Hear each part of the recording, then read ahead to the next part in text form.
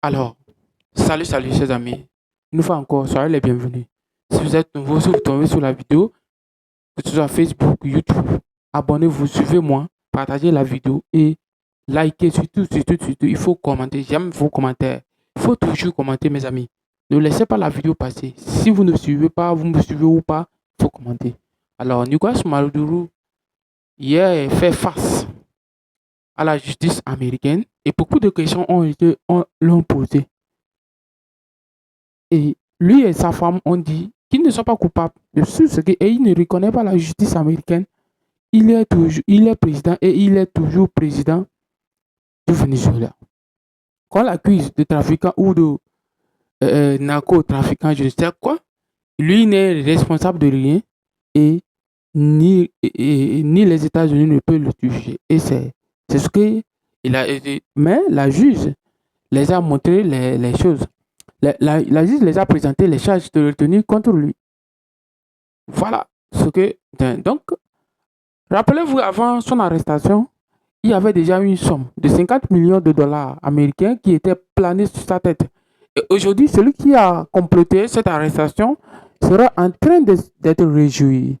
Que ce soit si c'est un Vénézuélien ou un Américain, je suis que c'est un Américain et un Vénézuélien c'est un Vénézuélien dans l'entourage de Nicolas Maduro qui aurait complété cette parce que on dit toujours en Afrique, avant qu'on ne te touche, avant que le sorcier de dehors n'arrive à te tuer, donc ça, il faut savoir que ton ennemi vient, celui qui t'a amené vient de la maison. Voilà ce qui se passe.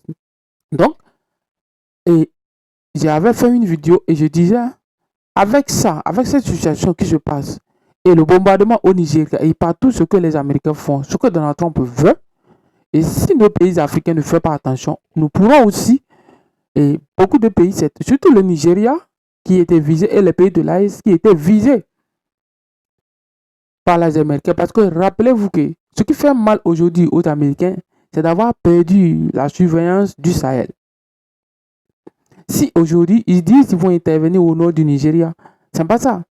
Parce que là où ils ont intervenu, c'est pas loin du Nigeria et du Niger et au Bénin. Pour eux, comme ils ont perdu la surveillance, comme les Français du Sahel, comment surveiller le Sahel encore? Comment ils pourront surveiller le Sahel? C'est de trouver une place au nord du Nigeria ou bien au nord du Bénin pour pouvoir déployer les drones et les avions de chasse, de combat pour pouvoir surveiller le Sahel.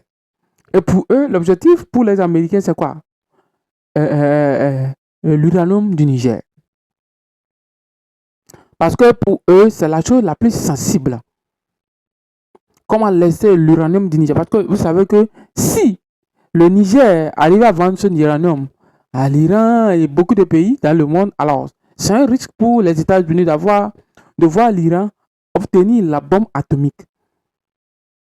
C'est la question sensible pour les États-Unis, pour l'Europe, de voir l'uranium du Niger vendu, comment appelle-t-on, au pays comme l'Iran, au pays comme, comment appelle-t-on, ce pays-là, le Pakistan, qui ont la bombe nucléaire, la Corée du Nord.